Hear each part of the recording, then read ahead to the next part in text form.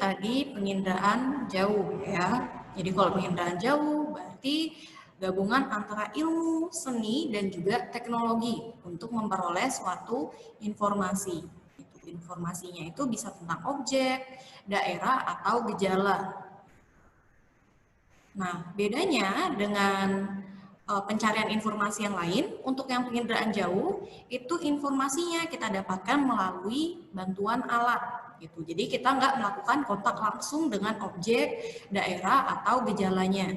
Nah, contoh alatnya apa? Di sini bisa jadi satelit, kemudian bisa jadi pesawat terbang, dan juga bisa jadi pesawat ulang-alik atau pesawat luar angkasa. Jadi intinya itu, kita tidak melakukan kontak langsung dengan objek yang kita amati, tapi menggunakan alat. Oke, lanjut ya. Ini tadi sudah pengertian dari penginderaan jauh. Nah, untuk mendapatkan penginderaan jauh, ini ada beberapa komponen.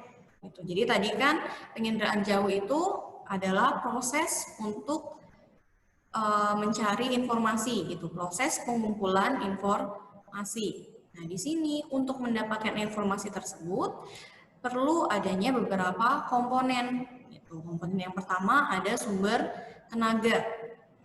Nah, di sini sumber tenaga itu yang paling sering digunakan adalah sumber tenaga alami dari matahari. Jadi kan kalau matahari menghasilkan sinar matahari kan atau gelombang cahaya. Nah, gelombang cahaya itu tadi yang bisa digunakan sebagai sumber tenaga dalam penginderaan jauh.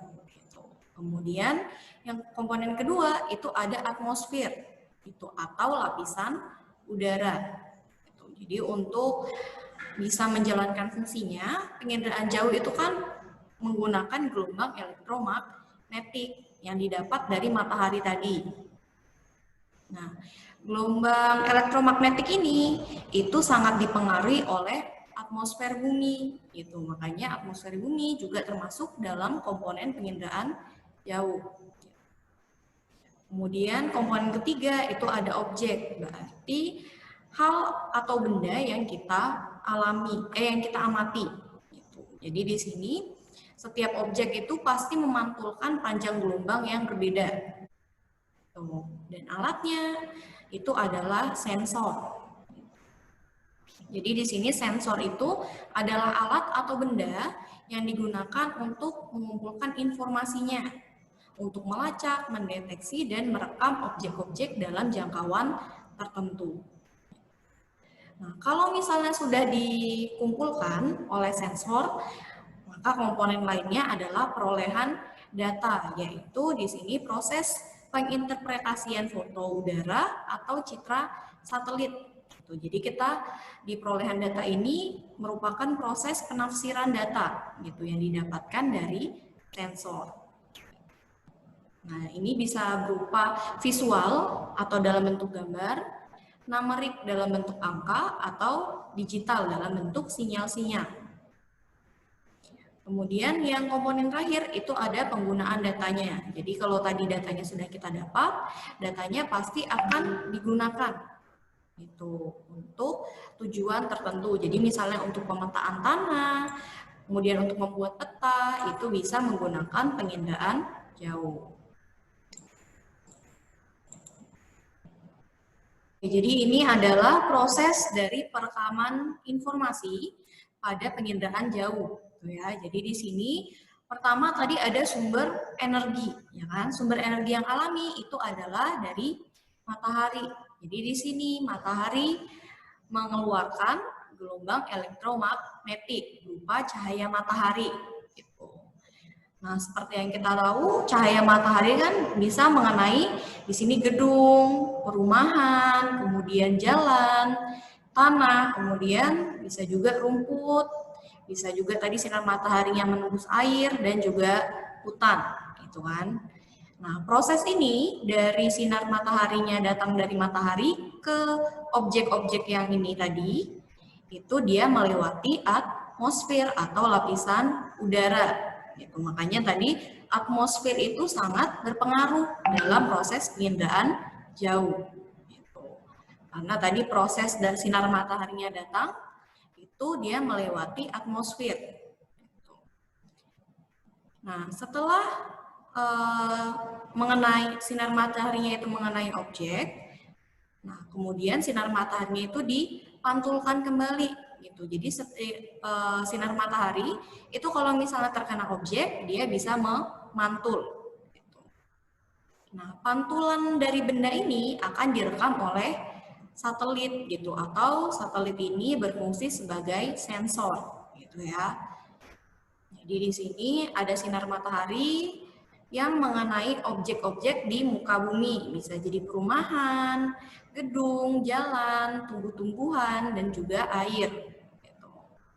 Nah, setelah melewati objek-objek tersebut, sinar mataharinya dipantulkan. Dipantulkan dan diterima oleh satelit yang bekerja sebagai sensor.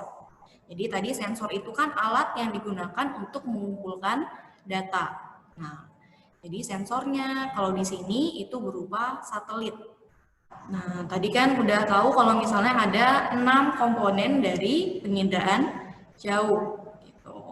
Nah, di sini salah satu komponen pentingnya tadi adalah sensor kan, atau alat yang digunakan untuk merekam penginderaan jauh. Gitu. Nah, di sini ternyata sensor itu ada 2 jenis. Ada sensor fotografi, ada sensor elektromagnetik. Gitu. Jadi kalau sensor fotografi itu sensor yang berupa kamera dan menghasilkan foto atau citra. Nah, jadi kalau misalnya kita menggunakan sensor fotografi, itu hasilnya sama seperti menggunakan kamera. Gitu. Jadi kayak misalnya kalian menggunakan kamera HP, itu hasilnya sama dengan yang sensor fotografi. Gitu. Jadi ini contoh gambarnya nih, contoh hasilnya. Nah, sedangkan untuk yang sensor elektromagnetik itu berarti dia menggunakan sensor bertenaga elektrik. Gitu. Maksudnya elektrik gimana?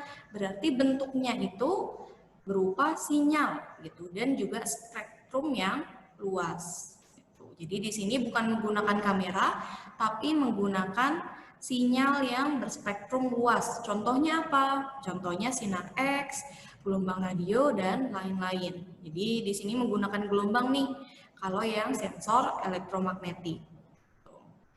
Tadi sensor itu kan alatnya, jadi alat untuk merekam penginderaan jauh. Nah, kalau ini ada lagi yang namanya citra. Nah, kalau citra berarti gambaran suatu objek atau bisa dibilang hasil dari penginderaan jauh yang telah dicetak. Gitu. Jadi tadi alatnya namanya sensor, hasilnya itu namanya citra. Nah, di sini ada 3 ciri yang terlihat pada citra. Ada yang spektral, itu berarti dia ciri yang dihasilkan oleh tenaga elektromagnetik berupa warna dan rona. Jadi misalnya nih, oh warnanya di sini ungu, gitu. Kemudian danaunya terlihat berwarna biru tua. Nah itu berarti masuk ke yang ciri spektral. Dia fokusnya ke warna atau rona. Kemudian yang kedua itu ada ciri spasial. Nah kalau spasial itu lebih ke bentuk, ukuran, polanya, jadi lebih ke bentuk fisiknya. Kemudian kalau yang ketiga itu ciri temporal. Nah, kalau temporal itu berarti berkaitan dengan waktu dan umur dari pengambilan citranya.